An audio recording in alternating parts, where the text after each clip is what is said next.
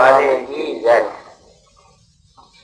आपने कहा कि गोपियों की माफक है, एक प्रकार से हम लोगों की स्थिति कैसे हो और गोपियों की जो प्रोग्राम टाइम टेबल किस प्रकार से थे, तो वास्तव में तो गोपियां ही जाने कि किस प्रकार उनमें का समय लगता था, किंतु आपके कहने के अनुसार और शास्त्र को देखने से ऐसा मालूम देता है कि गोपियां अपने क्षण मात्र के समय को भी कभी बर्बाद नहीं करती थी और न अपने निकम्मी रहती थी, हर समय अपने घर का काम करती थी। तो इस बात पर ध्यान दे करके हम लोगों को कभी निकम्मा नहीं रहना चाहिए और अपना जो मनुष्य जीवन उसको सफल बनाना चाहिए। मनुष्य जीवन का समय बहुत ही समझो कि मूल्यवान है या यूं कहो कि अमूल्य है। ऐसे मनुष्य शरीर को पाकर करके और हमारा सारा समय एक प्रकार से काम में जाना चाहिए और वह काम उच्च से उच्च कोटि का होना चाहिए। कोई भी मनुष्य जीवन को पाकर के क्षण मात्र भी अपने व्यस्त बिताता है तो समझो कि उसकी मूर्खता है।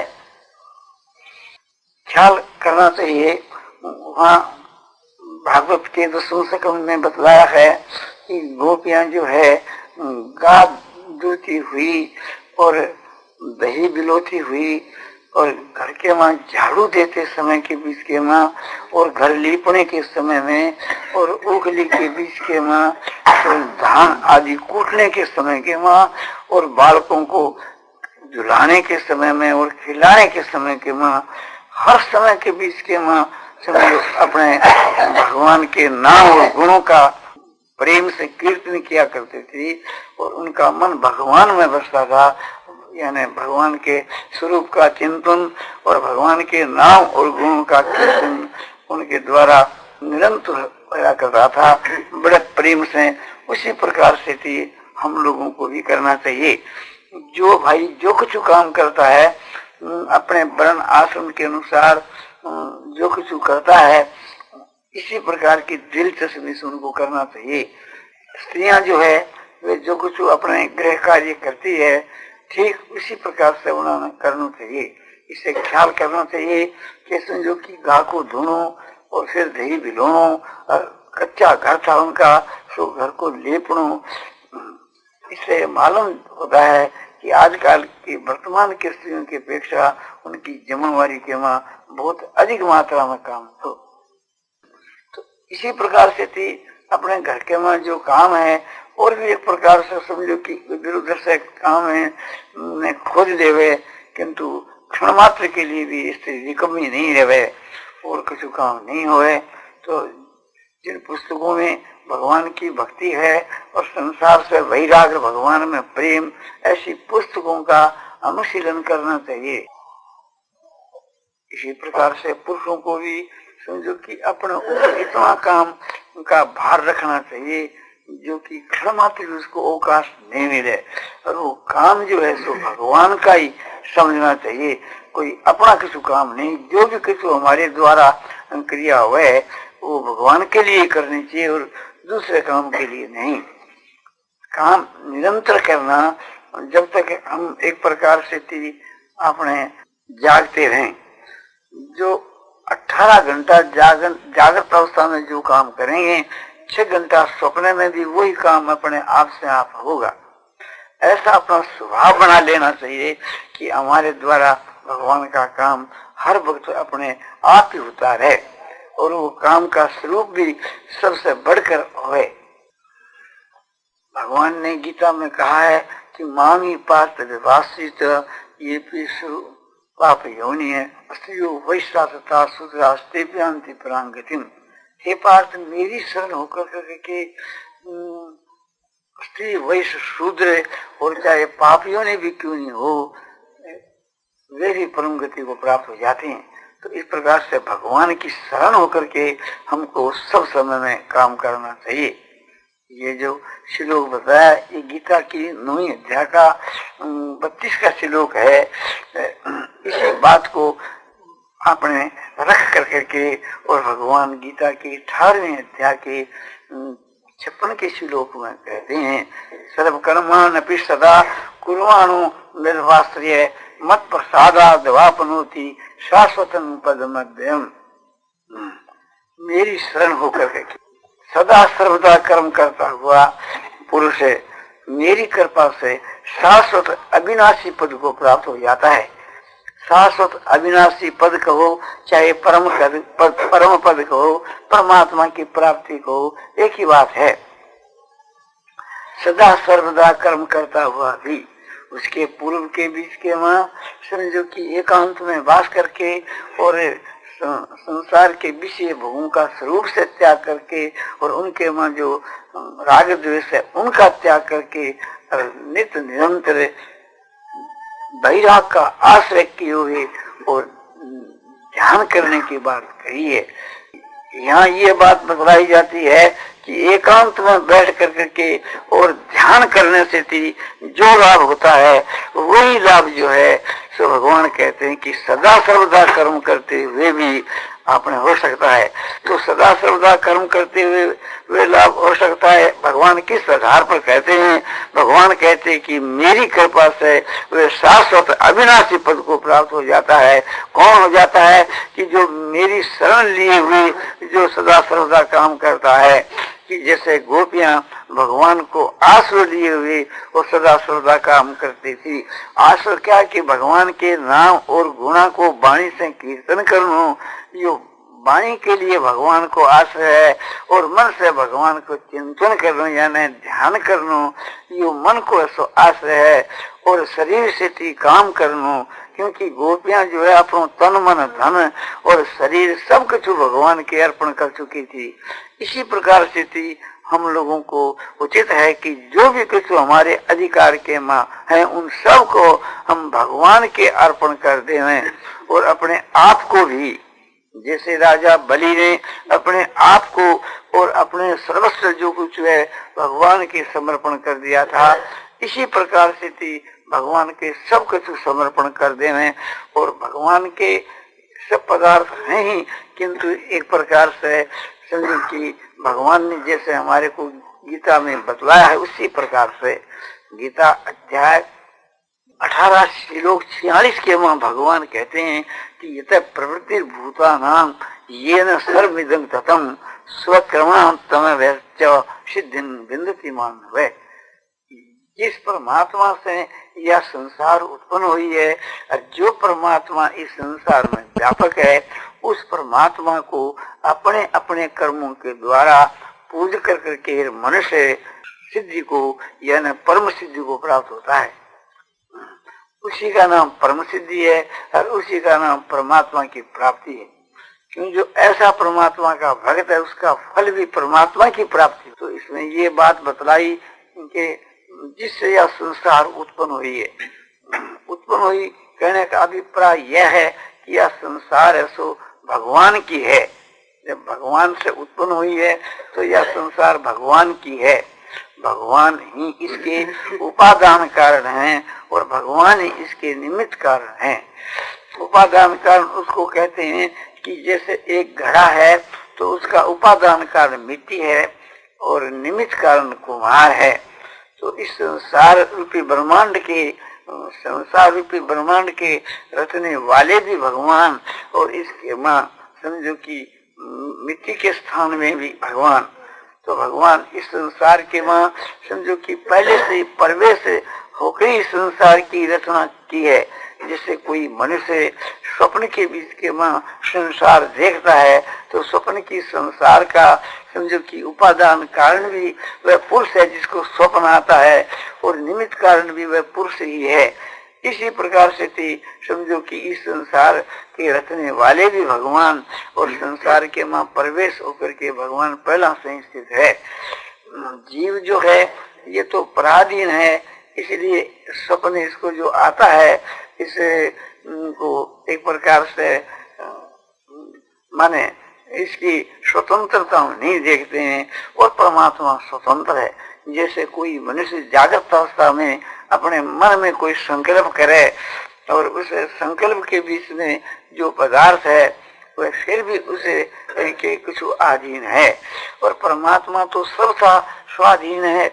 और हम लोगों का जो संकल्प है वो तो हमारे लिए एक प्रकार से सत सा प्रतीत होता है, सत्य तो नहीं है, दूसरों को तो पता ही नहीं है, किंतु भगवान का संकल्प सो सत्य होने के कारण से थी, संकल्प होते हुए भी हमारे लिए वो एक चीज सब है सो प्रत्यक्ष की भांति प्रतीत होती है।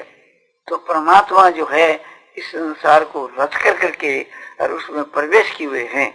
तो यत प्रवृत्ति भूताना ये न सर्वमिदं ततम्, यत प्रवृत्ति भूताना से ये बात बतलाई कि जिससे यह संसार उत्पन्न हुई तो यह संसार भगवान से उत्पन्न हुई और भगवान ही इसके व्यापक है। ऐसा समझ करके अपने अपने अपने कर्मों के द्वारा उनकी सेवा करनी चाहिए, ये भाव इसका है। तो इस कहने का अभिप्राय यह है कि सब कुछ ये जो पदार्थ हैं सो भगवान के हैं, क्योंकि भगवान ने रचे हैं। भगवान का स्वरूप मान लो, ये भगवान इसके व्यापक मान लो, समझो किसी भी प्रकार से यह बात समझ में आ जावे तो भगवान की सब संसार है ऐसा मानने से पद पद में भगवान की स्मृति संभव है। क्योंकि भगवान के साथ में इसका संबंध मान लिया जावे कि ये सब पदार्थ भगवान के हैं तो भी भगवान की स्मृति हमारे को पद पद में होनी चाहिए। जैसे कोई भी एक समझो कि धनी आदमी है और हम शहर के वहां घूम रहे हैं, हमारे साथ में एक परिचय देने वाला व्यक्ति है, वह कहता है कि यह हेली सेठ की, ये दुकान सेठ की, ये समझो कि कोठी सेठ की, जहाँ जावे उस जगह के वहाँ उस सेठ की चीज बतलाई जावे तो उस चीजों को देख देख के उस सेठ का नाम और रूप ये स्वाभाविक ही एक स्मृति में आ जाता है। तो इसी प्रकार से ये सभी संसार भगवान की है, इस नाते से हमारे को पद पद के मां भगवान की स्मृति होनी चाहिए। उसकी अपेक्षा इसमें और विशेषता है, ये विशेषता है सेठ जो है वो उसके मां व्यापक नहीं है, सेठ कहीं रहता है और उसके पदार्थ मकान कहीं रहते हैं। और भगवान तो स्वयं उसके मां समझो कि व्यापक है, इसलिए प्रत्येक पदार्थ के अंदर भगवान का दर्शन करना चाहिए, माने भगवान को देखना चाहिए। जहाँ हमारे नेत्र जाए वहाँ भगवान का मन से दर्शन करना चाहिए और जहाँ हमारा मन जाए वहाँ भी भगवान को देखना चाहिए। जो मांग पश्यति सर्वत्र सर्वं च मयि पश्यति तस्यां न प्रणश्यामि सच में न प्रणश्यति। जो पुरुष भगवान कहते हैं मुझ परमात्मा को सब तरफ सब में देखता है और सबको मुझ में देखता है, उससे मैं कभी अपने अलग नहीं होता, वह मेरे से कभी अलग नहीं होता। अर्थात मेरी दृष्टि से वह समझो कि ओझल नहीं होता, उसकी दृष्टि से मैं ओझल नहीं होता। वो मुझको एक सब जगह देखता है, सब में देखता है। जैसे आकाश में बादल है तो बादलों के अणु अणु में आकाश है, कोई ऐसा एक भी अणु नहीं जहाँ आकाश न हो। और बादलों का समूह उससे आकाश के किसी एक अंश में है। इसी प्रकार से ये सारा ब्रह्मांड उस परमात्मा के किसी एक अंश में है और परमात्मा इसके अणु अणु के वहाँ आकाश की जो है सो व्यापक है। इस प्रकार से अपने परमात्मा का दर्शन करना चाहिए। जो समझो कि सबको परमात्मा में देखता है और सब में उस परमात्मा को देखता है, बना उससे भगवान ओझल कैसे हो सकते हैं। इसलिए एक प्रकार से भगवान ने ये ठीक ही बात कही है। इस प्रकार से होते होते वो तन्मय हो जाता है, जब आगे जाकर उसको अपने आपका भी ज्ञान नहीं रहता तो उस परमात्मा के स्वरूप में उसकी स्थिति भक्ति के मार्ग के बीच के मां अनन्य भाव से हो जाती है। यानी उस परमात्मा में एकदम वो रम जाता है, परमात्मा में वो तन्मय हो जाता है और ज्ञान के मार्ग में वो परमात्मा का स्वरूप ही बन जाता है। तो यह भक्ति का प्रकरण है। इसलिए सर्वभूत स्थितं यो मां भजति एकत्वमासित सर्वथा वर्तमान होती सहयोगी मई वर्तते। सर्व भूतों में मैं जो स्थित हूँ, भगवान कहते हैं कि सारे भूतों के बीच के मां मैं जो एक रूप से स्थित हूँ, ऐसे मुझ परमात्मा में जो एक ही भाव से स्थित है, माने एक की माफक स्थित है, माने एकदम मेरे में ऐसी एकता हो गई है कि मेरे सिवा उसको कोई भी बात का ज्ञान नहीं है। ऐसा पुरुष लोक दृष्टि में संसार में बरतता हुआ भी वास्तव में वो मुझ परमात्मा में ही बरतता है। इस प्रकार से भगवान ने गीता की 6ठी अध्याय के 30 और 31 के श्लोक में, ये 2 श्लोकों में ये बात कही है। इसको ख्याल में रखता हुआ और संसार के मां जो आदमी विचरण करता है वो कभी भगवान को भूल ही नहीं सकता। उसकी दृष्टि के बीच के मां सदा सर्वदा भगवान अपने सो याद रहते हैं कि जैसे गोपियों के अपने याद रहते थे। गोपियां जो है समझो कि अपना इष्ट देव भगवान जो कृष्ण है उसको इस प्रकार से देखा करती थी। प्रत्येक पदार्थ के मां, घास के मां और घास की डाल में पत्ते पत्ते के बीच के मां भगवान का वह दर्शन किया करती थी, भगवान श्री कृष्ण जी का। इसी प्रकार से थी हम लोगों को अपने इष्ट देव के स्वरूप का दर्शन करना चाहिए। वह भगवान का स्वरूप चाहे सगुण साकार हो चाहे सगुण निराकार हो, कोई सा भी क्यों नहीं हो, किंतु साकार निराकार में कोई भेद नहीं है, वो एक ही चीज है। संसार में जैसे समझो कि अग्नि दियाशाही के मां निराकार है और घर्षण से वो साकार होकर दिखने लग जाती है। हम लोगों के शरीर में भी अग्नि है किंतु निराकार रूप से है, इसलिए वो दिखती नहीं है। और यदि अग्नि न हो तो हम जो भोजन करते हैं वो हजम कैसे हो। इसी प्रकार से भगवान हम लोगों के सबके हृदय के बीच के मां, सारे शरीर के बीच के मां अग्नि से भी बढ़ करके व्यापक है। संसार में जितने जो पदार्थ हैं उन सब में भगवान व्यापक है। अग्नि जो है अपने आप में और अपने कार्य जल और पृथ्वी में ही व्यापक है, अपने कारण के बीच के मां नहीं। किंतु भगवान तो सब में व्यापक है, क्यों भगवान सबके कारण है। इसलिए भगवान को छोड़कर कोई पदार्थ है ही नहीं। जब ये बात समझ में आ जाती है तो भगवान उसकी दृष्टि से कभी ओझल हो ही नहीं सकते हैं। तो इस बात को अच्छी तरह से समझ करके अरे मन से काम करता है। इस भाव को लेकर के हम जो कुछ करते हैं भगवान के लिए करते हैं और भगवान के हुक्म के अनुसार ही करते हैं और भगवान को देखते हुए करते हैं, क्यों भगवान सबके वहां विराजमान हो रहे हैं। इस प्रकार से समझ करके और जो काम करता है तो शीघ्र ही उस परमात्मा को प्राप्त हो जाता है। नारायण नारायण नारायण श्रीमन नारायण नारायण नारायण श्रीमन नारायण नारायण श्रीमन नारायण नारायण नारायण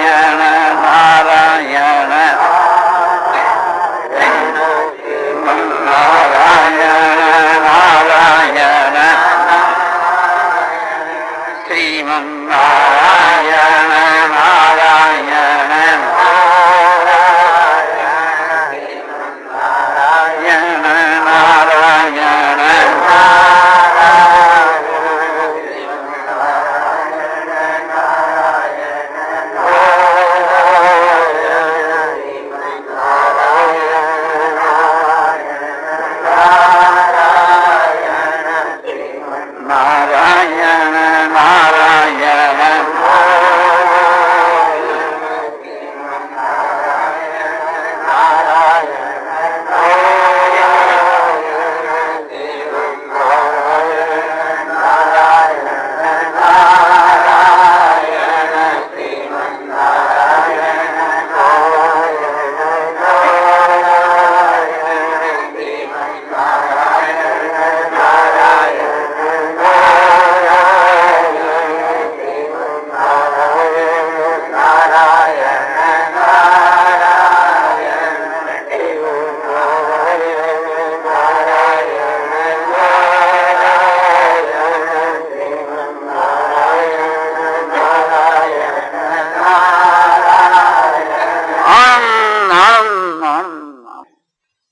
ज्ञानानंद पूर्णानंद अपारं शांतं घनानंद अचलानंद ध्रुवानंद नित्यानंद बोधस्वरूपानंद ज्ञानस्वरूपानंद आनंदी आनंद आनंदी।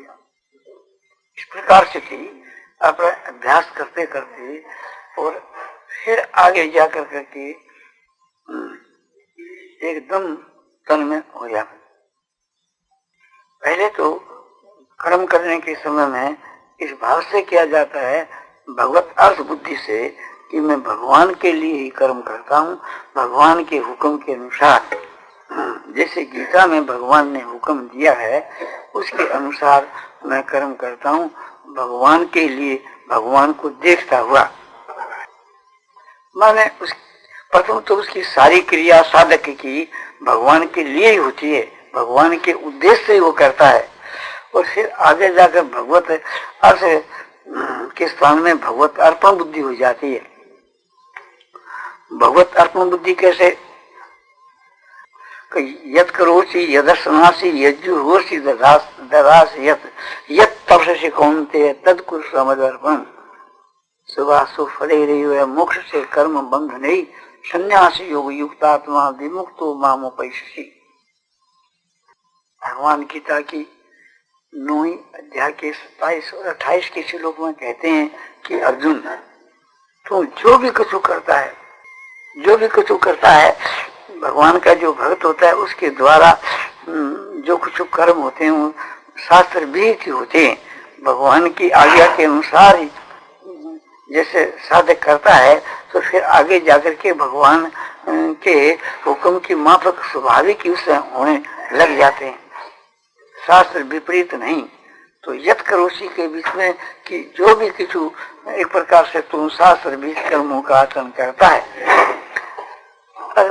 जो कुछ भोजन करता है, भोजन भी वह पुरुष समझो कि शास्त्र के अनुकूल ही करता है। जो सात्विक भोजन है, पवित्र भोजन है, भगवान की सारी क्रिया पवित्र होती है और उसका खान पान सब पवित्र होता है। तो यत् करोसि यदर्शनासि, जो कुछ तू करता है और जो कुछ तू खाता है और जो कुछ तू यज्ञ करता है, दान देता है, तप करता है, वह सब तू मेरे समर्पण कर दे।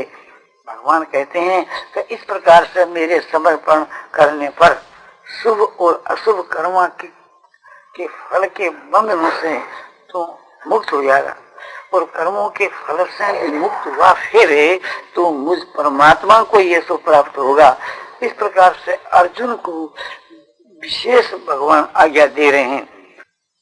उस बात को समझ करके हम लोगों को वो बात अपने लिए समझ लेनी चाहिए। तो फिर आगे जाकर के उस पुरुष के द्वारा जो कुछ क्रिया होती है भगवान के लिए होती है, फिर उसमें जो कर्तापने का जो अभिमान है वह भी नहीं रहता कि मैं करता हूँ। वो ये समझता है कि मेरे द्वारा होने वाली सारी क्रिया भगवान ही करवाते हैं और भगवान का ही हाथ है। जब भगवान का हाथ है तो भगवान के सिद्धांत के विरुद्ध तो कोई चीज हमारे से होने की स्वप्न में भी संभावना नहीं। तो फिर आगे जाकर स्वतः सिद्ध उससे सब काम होने लग जाते हैं। उसके लिए फिर भगवान कहते हैं ख्याल करना चाहिए मच्चिता मद्गत प्राणा बोधयंत परस्परम कथयंत च मां नित्यं तुष्यन्ति च रमन्ति च तेषां सतत युक्तानां भजतां प्रीतिपूर्वकं ददामि बुद्धियोगं तं येन माम् उपयान्ति ते। मच्चिता जैसे कहा, मन मनस कहा, भागवत के बीच में वही भाव यहाँ है मच्चिता, कि जिनका मेरे में निरंतर चित्त है उनको कहते हैं मच्चिता। मदगत प्राण, जिनका जीवन मेरे लिए उसको मदगत प्राण। तथा एक प्रकार से मदगत प्राण जैसे मच्छी जो है उसका जलगत प्राण है, बिना जल के वो जी नहीं सकती। इस प्रकार से थी भगवान का कहना यह कि जो मेरे वियोग में जी नहीं सके, मेरे बिना समझो कि है नहीं सके, वो मदगत प्राण। तो दोनों बात का समझो कि आप आखिरी अर्थ एक है, इसलिए जैसे ही समझ लो मेरे लिए जो जीता है, मेरे लिए जिनका जीवन है और मेरे मदगति जिनके प्राण हो, एक प्रकार से मच्चिता मदगत प्राण और बोध यंत्र परस्परम। मेरे गुण प्रभाव और तत्व रहस्य की जो बातें हैं, इन बातों को एक दूसरे के लिए जो जनाता रहता है वो बोध यंत्र परस्परम कथयंत से मांग नित्यम। और मेरे भक्तों में मेरे गुण प्रभाव तत्व रहस्य की बातों को और मेरी भक्ति के विषय की बातों को जो सदा कथन करता रहता है, तुषंती च रमंती च, इस प्रकार मेरे में समझो कि रमन करता है और संतोष का अनुभव करता है, यानी एक आनंद का अनुभव करता है। उसके लिए भगवान कहते हैं कि तेषां सतत युक्तानां भजतां प्रीति पूर्वकम। उन नित्य निरंतर मुझ परमात्मा में लगे हुए और प्रेम से भजने वाले भक्तों को मैं वह बुद्धि योग देता हूँ। यानी भगवान अपने विषय का जो यथार्थ ज्ञान है उसके लिए कहते हैं मैं उसको वह बुद्धि योग देता हूँ कि जिससे उसको मेरी प्राप्ति हो जाती है। ये जो है आगे जाकर उसका ऐसा भाव हो जाता है, तो काम करने के समय और काम नहीं करने के समय, ये जो बात बतलाई, ये काम नहीं करने के समय अधिकांश से, और वो पहली जो बात बतलाई वो काम करने के समय, तो दोनों समय के बीच के वहाँ उनका एक सा ही भाव रहता है। उनके द्वारा होने वाली क्रिया जो है एक प्रकार से थी सब भगवान के लिए होती है, फिर उसको भगवान की प्राप्ति हो जाती है। और भगवान की प्राप्ति होने के बाद भी उसकी क्रिया स्वाभाविक ही सब भगवान के लिए होया करती है। तो गोपियां की सारी क्रिया जो है सो भगवान के लिए होया करती थी। वे भगवान के साकार निराकार सगुण निर्गुण तत्व को जानती थी। उस तत्व को जान करके ही वो भगवान की भक्ति किया करती थी।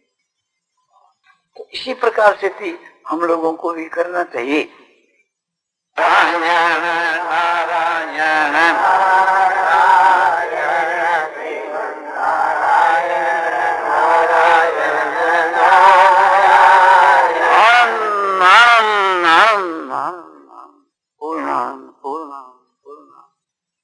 जब भगवान की प्राप्ति हो जाती है तो उस समय के बीच के वहाँ उसको बहुत भारी आश्चर्य सा होता है कि देखो काम तो मैं और काम भगवान। उसके बाद में उसको इतना आनंद होता है कि उसको अपने आप का होश सो नहीं रहता, भगवान का ही ज्ञान रहता है। इस प्रकार से भगवान के उसे साक्षात दर्शन से थी भगवान के स्वरूप का यथार्थ ज्ञान हो जाता है कि भगवान किस प्रकार के हैं, कैसे हैं, ज्यों का त्यों भगवान के स्वरूप का ज्ञान हो जाता है। फिर उसके द्वारा जो चेष्टा होती है होश आने पर, प्रथम तो उसको अपने आप का ही होश नहीं रहता, जब उसके बाद में होश आता है तो ये समझता है वहाँ कि भगवान और मैं और भगवान की भक्ति ये स्वरूप से तीन होता हुआ भी एक ही है। भगत भगवान और भक्ति सब समझो कि एक ही धातु है, नाम और रूप अलग अलग है, वस्तु स्थिति विचारने से एक ही चीज है। जैसे एक ही सोने के बहुत से आभूषण हुए तो उनके नाम अलग अलग हैं, रूप अलग अलग हैं, किंतु सोने की दृष्टि से देखा जाए तो एक ही है। इसी प्रकार से प्रेम जो है वो साक्षात परमात्मा को स्वरूप ही है। परमात्मा को स्वरूप भूत जो प्रेम है वो चेतन है। तो प्रेम ही प्रेमास्पद के और प्रेम के और प्रेमी के रूप में तीन रूप में स्वयं प्रेम ही प्रकट होता है। और वो प्रेम है वो साक्षात परमात्मा है। भक्त की दृष्टि से थी तो भगवान प्रेमास्पद और भक्त प्रेमी, और भगवान की दृष्टि से भगवान तो प्रेमी और भगत प्रेमास्पद, और प्रेम उनका संबंध। तो समझो कि प्रेम का संबंध परस्पर ऐसा एक अद्भुत अलौकिक हो जाता है कि भक्त की सारी चेष्टा भगवान के लिए होती है और भगवान की सारी चेष्टा भक्त के लिए। तो इस प्रकार की उनकी दोनों की चेष्टा जो है वो लीला रूप है। भगवान की सारी चेष्टा भक्त के लिए, एक प्रकार से भक्त की सारी चेष्टा भगवान के लिए। भक्त तो भगवान को आह्लादित करने के लिए चेष्टा करता है और भगवान भक्त को आह्लादित करने के लिए चेष्टा क्या करते हैं। जैसे सब संसार को आह्लादित करने वाले भगवान, सबको आमोद प्रमोद देने वाले भगवान, उस भगवान को समझो कि राधिका जी जो है सो आह्लादित करती रहती है। राधिका जी की सारी चेष्टा भगवान के लिए है। आह्लादिता माने जो जिसको हम राधिका जी को आह्लादिनी शक्ति कहते हैं, वो आह्लादिनी शक्ति ही भगवान को आह्लादित करती रहती है, जो भगवान से एक प्रकार से भिन्न भी है और अभिन्न भी है। वास्तव में तो समझो कि एक प्रकार से हम ऐसा मान लें कि शक्ति और शक्तिमान में कोई भेद नहीं है, तब एक ही चीज है। भगवान की शक्ति यूं जब माने तो उसको चाहे अलग मान लो, तो वास्तव के भीतर के बीच के मां दोनों मिलकर के एक ही चीज है। इसी प्रकार से भक्त प्राप्ति होने के बाद जब एक प्रकार से थी अपने को अपने आह्लादिनी शक्ति की माफके, राधिका जी की माफके मान करके और भगवान इनके मन की माफके एक प्रकार से नाचता रहता है। जैसे कठपुतली जो है उसको सूत्रधार जो नचाता है जी वो नाचती है, वास्तव में कठपुतली नाच रही है ये कथन मात्र है, सब काम तो सूत्रधार के ही ऊपर निर्भर है। इसी प्रकार से थी भगवान कि वो कठपुतली बन जाता है, जो भगवान नचावे जो ही सो नाचे।